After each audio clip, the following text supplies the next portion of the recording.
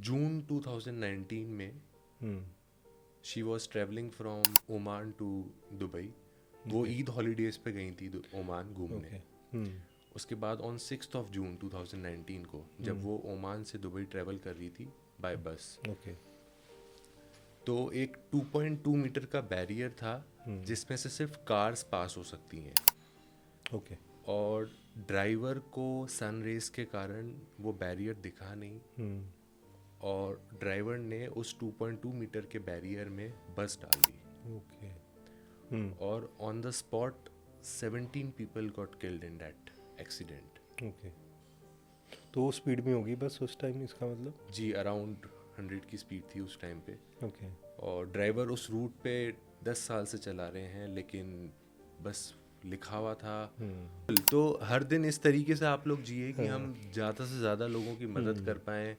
और ये सब मटेरियलिस्टिक चीज़ें यहीं ले जाती है, सिर्फ हमारे कर्म ही हमारे साथ जाने हैं। ये बात मैंने रोशनी के बाद देख ली, ये चीज़ आपको दिख गई ना सामने चीज़ें, है ना? हाँ। तो मुझे ऐसा लगा कि ज़्यादा से ज़्यादा दुआएं कमाएं उनके नाम पे, और लोगों की मदद करें, पशुओं की मदद करें। और इसी कारण से मैंने रोशनी मूलचंदानी चैरिटेबल ट्रस्ट की। तो I thought this is the best way to remember her. और हमने उनकी डेथ एनिवर्सरी पे ऑन 6 जून ओनली हमने एक फ़ैशन शो ऑर्गेनाइज़ किया, जिसमें जो डिसेबल बच्चे हैं, जो ऑर्फन बच्चे हैं, या ब्लाइंड बच्चे हैं, जिनको वो प्रिविलेज नहीं मिला है, उनकी हमने वॉक कराई मॉडल्स के साथ थाने में, महाराष्ट्र में। और ऐसा फैशन शो फर्स्ट टाइम किसी ने कराया, और बहुत प्रशंसा हुई इस फैशन शो की। और लोगों ने देखा कि ये बहुत यूनिक सोच है, एक डिफरेंट सोच है, और जिनको प्रिविलेज नहीं मिल रहा है उनको ये प्रिविलेज दे रहे हैं। उनको फैशन शो कराया, उनको वो कपड़े पहनाए जो उन्होंने कभी शायद देखा भी नहीं है। हमने डिज़ाइनर से उन बच्चों के लिए कपड़े बनवाए, उनको वॉक करवाई मॉडल्स के साथ, और बच्चे बेहद खुश हुए ये करके, और ऑडियंस भी बहुत खुश हुई ये देख करके।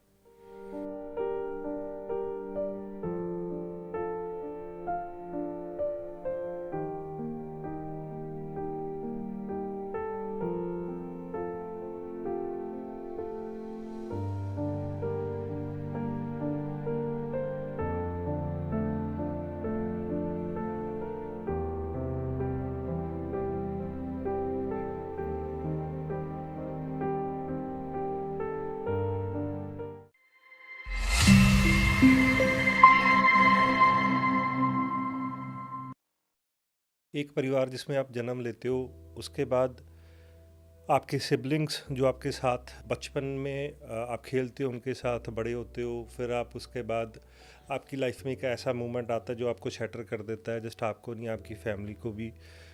तो इससे रिलेटेड बहुत सारी हम बातें करेंगे। उसके बाद एक चैरिटेबल ऑर्गेनाइजेशन की फॉर्मेशन होनी, उसके बारे में भी, और बहुत सारी बातें करेंगे आज। जो हमारे साथ द अनफिल्टर्ड पे जो गेस्ट हैं, दर्पण मूलचंदानी, स्वागत है आपका हमारे शो पे। तो आपसे हम पहले ये जानना चाहेंगे कि जो आप एक एनजीओ चलाते हो, ऑर्गेनाइजेशन चलाते हो, है ना, रोशनी मूलचंदानी चैरिटेबल ट्रस्ट, है ना, राइट? तो वो उसकी फॉर्मेशन कैसे हुई, इसके पीछे की पूरी कहानी। रोशनी मूलचंदानी चैरिटेबल ट्रस्ट मेरी सिस्टर रोशनी मूलचंदानी जी की याद में बनाया गया है। सबसे पहले तो वो क्या शख्सियत थी, मैं आपको ये बताना चाहूँगा। वो जानना, जो भी लोग ये पॉडकास्ट देख रहे हैं उनके लिए ये सबसे ज़रूरी होगा। जी जी। रोशनी जी इंटरनेशनल मॉडल थी। उन्होंने मिस पुणे, मिस महाराष्ट्र वो विनर रही। और उन्होंने हमारे भारत देश को यूएई में, कोरिया में, और भी कई कंट्रीज़ में रिप्रेजेंट किया है। इसके अलावा वो ग्राफिक डिज़ाइनर थी। और उन्होंने JW मैरियट के लिए, दुबई में गल्फ न्यूज़ के लिए, और दुबई में 5 पाम जुमेरा जो कि 5 स्टार होटल है, उसके मार्केटिंग डिपार्टमेंट में काम किया as an graphic designer. Okay. और महज 22 साल में रोशनी जी स्वर्गवास हो गई। क्या वो इंसिडेंट था कि उस इंसिडेंट में उनकी जान चली गई? जून 2019 में hmm, she was travelling from Oman to Dubai. वो ईद हॉलीडेज पे गई थी ओमान घूमने। ओके। हम्म, उसके बाद ऑन 6 ऑफ जून 2019 को जब वो ओमान से दुबई ट्रेवल कर रही थी बाय बस, ओके। तो एक 2.2 मीटर का बैरियर था जिसमें से सिर्फ कार्स पास हो सकती हैं, ओके। और ड्राइवर को सन रेस के कारण वो बैरियर दिखा नहीं, हम्म, और ड्राइवर ने उस 2.2 मीटर के बैरियर में बस डाल दी, ओके। हम्म, और on the spot 17 people got killed in that accident. Okay. तो वो स्पीड में होगी बस उस टाइम, इसका मतलब? जी, अराउंड 100 की स्पीड थी उस टाइम पे, ओके। और ड्राइवर उस रूट पे 10 साल से चला रहे हैं, लेकिन बस लिखा हुआ था। और आज इस बात को 5-6 साल हो गए हैं, लेकिन अभी भी हमारे को ऐसा लगता नहीं है कि रोशनी हमारे बीच में नहीं है, क्योंकि उस वक्त जब ये एक्सीडेंट हुआ तब अराउंड 5:15 हमारी बात चल रही थी, क्योंकि मैं रोशनी से बहुत क्लोज था, तो मैं हर एक छोटी चीज़ उससे पूछ के करता था कि मैं आज ये पहन के यहाँ जा रहा हूँ, आज इससे मिल रहा हूँ, तो हर एक चीज़ वो मुझे गाइड करती थी, तो मेरी उनसे चैट ही चल रही थी। ओके। 5:15 बजे के आसपास हमारी लास्ट चैट हुई थी, और उसके बाद उनका रिप्लाई आना बंद हो गया था मेरे को। तो मुझे लगा ट्रैवल कर रही हैं तो नेटवर्क नहीं आ रहा होगा, इंटरनेट नहीं चल रहा होगा, लेकिन रात तक उनका कोई रिप्लाई नहीं आया, मॉर्निंग तक कोई रिप्लाई नहीं आया। उसके बाद मैंने ऐसी न्यूज़ पढ़ी कि कोई बस का एक्सीडेंट हुआ है, और टाइमिंग वही थी, मतलब आफ्टर 5:16 के अराउंड जो एक्सीडेंट हुआ है, मतलब मेरे से चैट करते करते ही ये इंसिडेंट हुआ। और तो जब आपके पास ये न्यूज़ आती है ना, आपको मतलब वो आप तक पहुंचने में थोड़ा टाइम भी लगा होगा, क्योंकि पहले वो दुबई में थी, तो वहाँ पे पहले लोकल जो इन्वेस्टिगेशन होगी वो हुई होगी, उसके बाद फिर आपको कब पता चला ये, मतलब कि ये इंसिडेंट हो चुका है? हमारे को इस चीज़ के बारे में किसी ने इन्फॉर्म नहीं किया, लेकिन मैं न्यूज़ पढ़ता रहता था, तो मैंने ऑनलाइन देखा कि ऐसी ऐसी कोई खबर आई, तो मुझे थोड़ा शक हुआ, लेकिन ऐसा तो कोई नहीं सोच सकता कि कुछ ऐसा हो जाएगा, और उनका कोई रिप्लाई नहीं आ रहा था, तो मैंने कुछ कॉल्स किए, मैसेजेस किए, उनके फ्रेंड्स को कुछ कॉल्स किए, मैसेजेस किए। उसके बाद उनसे जो कनेक्टेड कुछ हमारे कजिन्स भी वहाँ थे, तो उन्होंने बताया कि हाँ, ओमान की किसी बस का ऐसे ऐसे एक्सीडेंट हुआ है, और शायद रोशनी भी उसी बस में थी, but they were also not sure that time.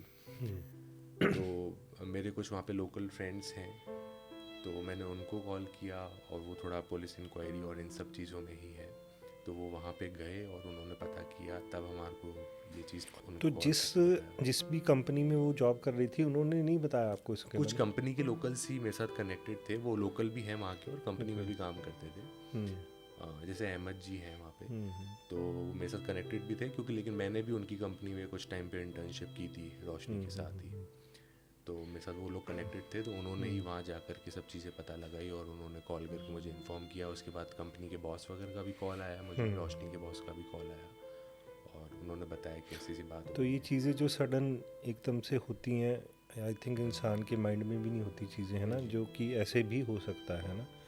तो इस चीज़ को आप, आपकी सिबलिंग्स और आपकी फैमिली, है ना, तो उनके लिए तो लाइक ये एकदम से ऐसे हो गया कि मतलब उनके लिए तो एक तरफ उनकी दुनिया ख़त्म हो गई, दुनिया ख़त्म हो गई, है ना। बिल्कुल बिल्कुल, मतलब वो एक ऐसी चीज़ है कि आज हर चीज़ की इंसान कमी पूरी कर सकता है, लेकिन इंसान की कमी कोई इंसान पूरी नहीं कर सकता, या कोई भी चीज़ पूरी नहीं कर सकती है। तो आज भी हम यही सोच के जीते हैं कि रोशनी हमारे साथ ही है, वो देख रही है, और उसकी याद में ही हम सब कार्य कर रहे हैं। अभी आपने जो ये आप चैरिटेबल ट्रस्ट चला रहे हो, है ना, इसमें आप टूवर्ड्स सोसाइटी क्या क्या काम कर रहे हो? अभी हम काफ़ी एक्टिविटीज़ कर रहे हैं। हमने डिफरेंट सिटीज़ के डिफरेंट लोकेशंस के स्लम एरियाज़ के बच्चे, ऑर्फन किड्स, डिसेबल बच्चे, उनका एजुकेशन, उनका भोजन, उनका खाना, उनकी बेसिक नेसेसिटीज़, उनके कपड़े और स्टेशनरी, सब चीज़ों का हम ख्याल रख रहे हैं। इसके अलावा हम प्रोस्थेटिक लिम्स डोनेट कर रहे हैं जी, हैंडीकैप लोगों को। हम ट्राईसाइकिल्स डोनेट कर रहे हैं। तो ये आप जो ऑर्गेनाइजेशन चला रहे हो, है ना, अपनी सिस्टर के नाम पे, इसमें टूवर्ड्स सोसाइटी आप क्या क्या चीज़ें कर रहे हो, है ना? कि मतलब उसका कंट्रीब्यूशन क्या है टुवर्ड्स द सोसाइटी इस चैरिटेबल ट्रस्ट का? हमने अभी डिफरेंट डिफरेंट लोकेशंस के डिफरेंट स्लम एरियाज़ जो हैं, डिफरेंट सिटीज़ के ऑर्फन किड्स हैं, स्लम एरियाज़ के बच्चे हैं, डिसेबल बच्चे हैं, उनको हम अडॉप्ट कर रहे हैं। और उनकी सभी चीज़ें जैसे कि एजुकेशन हो गई, उनका भोजन हो गया, खाने की व्यवस्था हो गई, उनकी बेसिक नेसेसिटीज़ हो गई, कपड़े हो गए, स्टेशनरी हो गई, उन सभी चीज़ों का हम ख्याल रख रहे हैं। इसके अलावा हम जो हैंडीकैप लोग हैं उनको prosthetic limbs, prosthetic leg, prosthetic hand, जिन्होंने एक एक्सीडेंट में खो दिए हैं अपने हाथ पैर, वो हम दे रहे हैं। हम ट्राईसाइकिल्स दे रहे हैं। हम अजमेर में अभी एनिमल रेस्क्यू वैन लगा रखी है हमने, जिसमें हम फ्री ऑफ कॉस्ट एनिमल्स को, जो भी घायल पशु पक्षी हैं, उनको उठाना, उनका इलाज कराना और उनको फिर सही जगह पे तो छोड़ना। इसके लिए तो बहुत बड़ा तामझाम लगता होगा, डॉक्टर्स की टीम, फिर आपको पीछे केयर टेकर और जी बहुत सारी चीज़ें हैं। जी। तो कितने ऐसे पर्सन्स हैं जो आपके पास, कुछ ऐसा भी है कि वहाँ पे कुछ लोग परमानेंट भी रहते हैं उस चैरिटेबल ट्रस्ट में? नहीं, अभी हमने बच्चों के लिए डे स्कूल कर रखा है। स्टाफ हमारा परमानेंट है, मतलब बच्चों आते हैं, पढ़ते हैं, भोजन वगैरह करते हैं, उनकी बेसिक नेसेसिटीज़ का हम ख्याल रखते हैं और उसके बाद हम उनको वापस से ड्रॉप करवा देते हैं। तो सोसाइटी से आपको कितना सहयोग मिलता है इसका? कि अगर मैं इन टर्म्स ऑफ बात करूं कि अगर आप इतना कुछ कर रहे हो तो इसके जो एक्सपेंसेस होते हैं वो फिर आप अपने एंड से कैसे बेयर करते हो, कि आपको सपोर्ट भी मिलती है उसमें इन टर्म्स ऑफ डोनेशन? जब हमने शुरुआत की थी इस चीज़ की, तब तो हमने खुद ने अपनी फैमिली के, मेरे फादर ने, मैंने, हमने मिल कर के जो भी हम फंड्स थे, हम अपने शुरुआत की थी उस चीज़ की। और हमने शुरू से ऐसा रखा कि हम जो भी डोनेशन करेंगे उसकी 100% ट्रांसपेरेंसी देंगे, अगर कोई भी हमारे को डोनेट करता भी है तो इस कारण से धीरे धीरे देश विदेश से लोग हमारे पे विश्वास करने लगे। और शुरुआत तो हमने खुद ने ही की, लेकिन फिर धीरे धीरे लोग जुड़े कि भाई मतलब उनका जो भी कोई स्पेशल ओकेजन होती है, जैसे किसी का किसी दिन कोई जन्मदिन है या किसी की कोई एनिवर्सरी है, कि आज हमारी तरफ से भोजन करवा दीजिए, आज है ना हमारा जन्मदिन बनवा दीजिए, आज हमारी तरफ से एक प्रोस्थेटिक लेग डोनेट करवा दीजिए। और उसकी हम पूरी ट्रांसपेरेंसी उनको देते हैं, बाकायदा उनका वीडियो, उनके पिक्चर्स, उनके नाम पे उनका बैनर लगता है, उनके पिक्चर्स लगते हैं। किसी को अपनी कंपनी का नाम लगाना है, कोई CSR एक्टिविटी करनी है, तो वो अपना बैनर लगवा करके पूरी एक्टिविटी होती है, उसकी वीडियोस, उसकी पिक्चर्स, पेशेंट की सारी डिटेल्स हम 100% ट्रांसपेरेंसी के साथ शेयर करते हैं। बाकायदा आप आइए, आप देखिए और आपके सामने सारा काम होगा। इसलिए लोग हमारे से जुड़े हुए हैं ज़्यादा से ज़्यादा। तो ये आपने कब शुरू किया, इसकी फॉर्मेशन कब हुई? ये मैंने रोशनी की, जब रोशनी स्वर्गवास हुई उसके कुछ टाइम बाद ही, 28 अगस्त 2019 में मैंने NGO शुरुआत की। ओके। तो ये जो सोशल कॉज आप कर रहे हो, है ना, इस सोशल कॉज को अभी आप जो भी एक्टिविटीज़ कर रहे हो, इसमें फ्यूचर प्लान्स हैं आपके इसको थोड़ा और एक्सपैंड करने के? जी, ये मैं चाह रहा हूँ कि मैं हर सिटी में लोगों को बेनिफिट दे सकूँ, जो अनप्रिविलेज लोग हैं उनको प्रिविलेज दे सकें। मैं चाहता हूँ हर सिटी में एक शेल्टर होम हो पशुओं के लिए, और बच्चों के लिए एक NGO हो जहाँ पे वो पढ़ सकें, उनको प्रॉपर एजुकेशन मिले और टाइम पे भोजन मिले, जो डिसेबल बच्चे हैं या जो स्लम एरियाज़ के बच्चे हैं, जिनके इवन आधार कार्ड्स भी नहीं बन पाते हैं और उनको, उनके माँ बाप को भी नहीं पता है कि कहाँ भेजना है, कैसे करना है, गवर्नमेंट स्कूल्स भी एनरोल नहीं कर रहे हैं, तो उन तक हम पहुँचें और बड़े से बड़े लेवल पे ज़्यादा से ज़्यादा तादाद में हम लोगों की मदद कर पाएँ। हाँ। रोशनी जी का बर्थडे कब होता था, और उस बर्थडे को आप अपनी NGO में कुछ स्पेशल डे की तरह सेलिब्रेट करते हो आप उसको? 30 जनवरी को रोशनी जी का बर्थडे होता है और अब तो हम हर दिन ही उनका जन्मदिन मनाते हैं और हर दिन ही एक ज़्यादा से ज़्यादा लोगों को हम मदद पहुंचाने की कोशिश करते हैं। तो जन्मदिन पे भी हमारा पूरा यही प्रयास रहता है, जो हम एक्टिविटीज़ कर रहे हैं उसको और बड़े लेवल पे कर पाएँ। जी।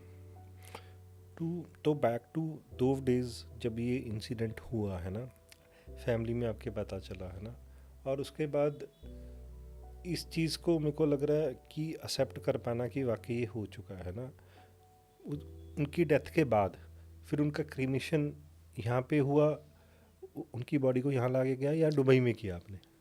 उनका क्रेमेशन जो था वो हमने दुबई में ही किया, क्योंकि जो एक्सीडेंट था वो बहुत her body was not recognisable.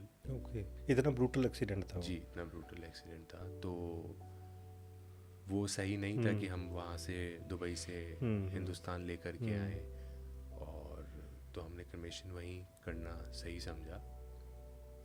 और यहाँ से कौन कौन गया? यहाँ से मेरे मदर फादर, मेरी सिस्टर सपना जी जो हैं, और मैं। तो आप चार हो गए। तो वो जो टाइम था, मैं उसको, मेरे को लग रहा है कि जो हमारे पास्ट की ऐसी चीज़ें हो जाती हैं जो हमारे हाथ में नहीं होती, उनको रिकॉल करना it's not and right thing. But एक चीज़ मैं ज़रूर वो पूछना चाहूँगा आपसे कि वो जो टाइम पीरियड था, मेरे को लग रहा है स्पेशली फैमिली में जितने भी मेंबर्स होते हैं ना, तो उनके लिए उसे ओवरकम हो पाना, ओवरकम तो शायद बाद की बात है, पहले तो उसको एक्सेप्ट कर पाना कि ये चीज़ हो चुकी है ना। फिर आपका यहाँ से दुबई जाना, वो आप फ्लाइट में गए होंगे ऑब्वियसली, वो जो टाइम पीरियड था उसको आप थोड़े से शब्दों में अगर बयान कर पाओ तो वो मतलब कैसे था? मेरे पास इसके लिए कोई शब्द नहीं है। मतलब वो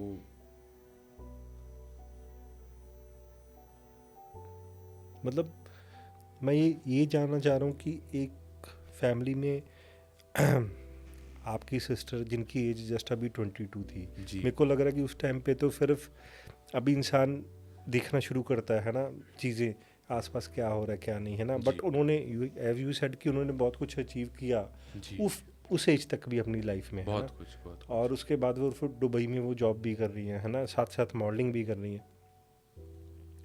तो ऐसे एक पर्सन को सडन खोना, तो मेरे को लग रहा है कि एक बहुत शॉकिंग, ये एक बहुत शॉकिंग होगा कंप्लीट फैमिली के लिए, है जी ना? बिल्कुल बिल्कुल। आपने अच्छी चीज़ कर रहे हो कि जो पर्सन अभी नहीं है आपके साथ फिजिकली, आप उसकी रिमेम्बरेंस को हमेशा कायम रखने के लिए आपने ये रोशनी फाउंडेशन ट्रस्ट चला रखा है ना जी तो आपको इसके थ्रू तो आई थिंक वो हमेशा रहेंगी आपके साथ, बिल्कुल है बिल्कुल। ना?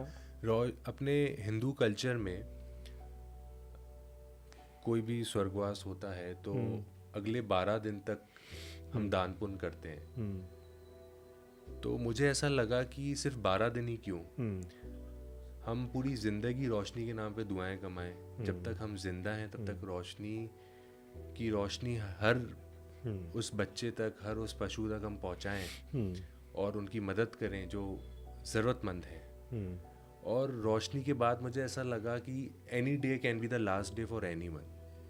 कोई भी दिन किसी का भी आखिरी हो सकता है। ये बिल्कुल आपने ठीक बोला।